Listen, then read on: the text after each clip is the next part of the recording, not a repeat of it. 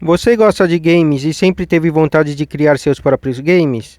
Então não perca essa chance, pois temos dois cursos totalmente online para você.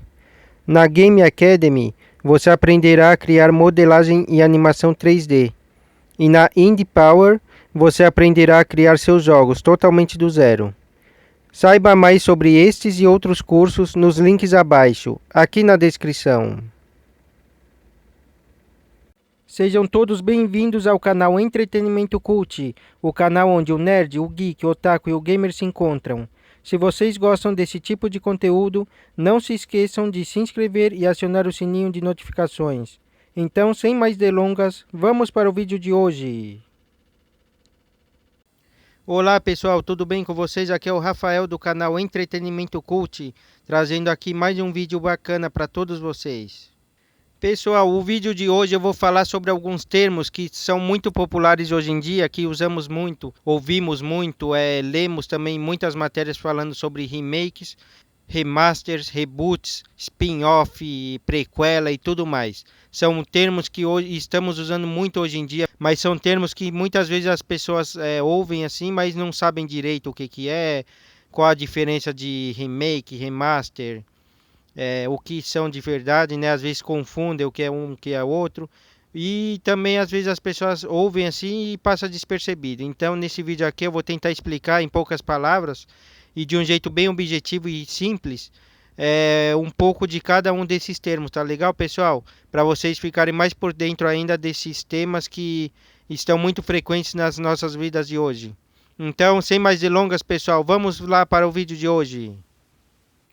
Bom, o remake, pessoal, como o nome próprio diz, se você traduzir ao pé da letra do inglês, significa refazer. E é exatamente isso que acontece, é você refazer uma obra do zero, em termos visuais, em termos gráficos. O melhor exemplo disso de um game, por exemplo, é o Resident Evil 2, esse remake que saiu agora, o Final Fantasy VII também, que são remakes, quer dizer o quê? Que é um game que foi feito do zero novamente. Foi refeito, né? Por exemplo, eles pegam um game que já existe, ou um filme, por exemplo, e refazem ele do zero, mas assim, sem mudar a história, sem mudar o tema, nada. É somente para melhorias gráficas mesmo, no caso de games. Melhorias também na trilha sonora, nos efeitos sonoros. E nos filmes também, existem vários remakes também, né? Às vezes é um filme que já é muito antigo, que ainda continua com uma temática assim muito boa, uma história muito boa, porém graficamente, visualmente, na parte de efeitos visuais e efeitos especiais, ele acabou envelhecendo meio mal, né? Então, o remake de um filme seria isso aí, você refazer o filme, né, com a mesma história, tudo certinho, bem fiel ao original mesmo, porém já usando as técnicas, os CGI, efeitos visuais, efeitos especiais de hoje em dia. E o remake, pessoal, quando bem feito, ele é muito bem-vindo mesmo, né? Como, por exemplo, esse do Resident Evil 2 agora que fizeram, o Final Fantasy VII, ou mesmo muitos filmes aí também que eram antigos, já o remake é sempre muito bem-vindo. Isso quando eles não tentam modificar a história, começar com umas coisas nada a ver, aí acaba estragando o conteúdo original, né? O remaster ele é um pouquinho diferente. O que que seria o remaster? Ele não é você fazer a obra, o game ou o filme do zero, como o remake. O remaster ele pega a obra original. Eu vou pegar o exemplo do Shenmue, por exemplo, o Shenmue 1 e 2. O Shenmue 1 e 2, os games originais, eles saíram para o Dreamcast, né? O antigo videogame da Sega. E saiu assim com gráficos alarmantes, uns gráficos top de linha para a época. Porém, hoje em dia ele já está meio entre essas assim, continua muito bonitos, mas assim, são gráficos da época do PlayStation 2. Então, a Sega, que é a detentora da IP, né, do Shenmue, da franquia Shenmue, ela relançou o Shenmue 2 para o PlayStation 4, para essa nova plataforma. No caso, a plataforma anterior, né, porque agora a plataforma atual é o PlayStation 5. Então, a Sega ela não pegou simplesmente o jogo e portou para o PlayStation 4. Não, ela fez lá uma remasterização, né, uma melhora graficamente, uma melhora também na parte de áudio, trilha sonora, efeitos sonoros também, né? Então, ela pega a obra original, o jogo original, e dá uma, vamos dizer assim, uma pincelada no jogo, né? Para ele ficar mais bonito, dar umas melhorias gráficas, né? Umas melhorias na parte de áudio, mas tudo em cima do game já feito original, entendeu? Então o remaster é meio que você dá uma caprichada naquilo que já existe, diferente do remake, que ele começa a fazer o jogo do zero de novo. E pessoal, o reboot ele é nada mais do que um recomeço, né? Um reinício de algo. Por exemplo, um reinício, um reboot de um filme, de uma série ou de um game também. O reboot ele é mais comum assim na parte de filmes, né? Um exemplo clássico, por exemplo, seria o Massacre da Serra Elétrica ou Sexta-feira 13 do Jason, que o reboot ele nada mais é do que você reiniciar, dar um reinício para uma obra. Uma obra às vezes ela tá meio saturada, né? Tipo, teve o filme original, aí depois teve várias sequências. Aí meio que ficou saturado ou acabou tomando rumos totalmente diferentes do original e o diretor, né, da franquia ou alguma coisa do tipo acaba querendo rebootar e recomeçar tudo do zero. E o reboot, além de meio que renovar uma série, uma obra em si, ela também ajuda a trazer novos fãs para a obra, né? Porque às vezes é uma obra, um filme, por exemplo, muito antigo e acaba caindo no esquecimento da nova geração.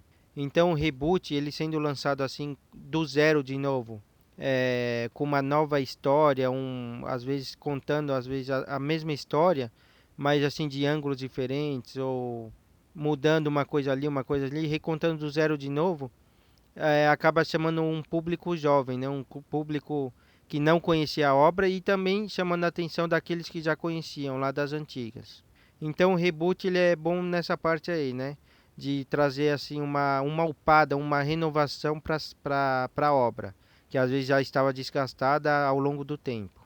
O reboot geralmente ele meio que acaba descartando totalmente ou partes de obras anteriores a ela, justamente por ser um recomeço, né? Então meio que ela descarta tudo que já foi feito e recomeça aquela obra do zero, como se fosse a primeira vez, um primeiro filme daquela obra novamente. O reboot é aquele negócio. Ele pode ser bom e pode ser ruim, né? Muitas vezes ele realmente acaba conseguindo resgatar, né? Que é o objetivo de um reboot, é resgatar a obra, trazer para os holofotes novamente, como já fora um dia.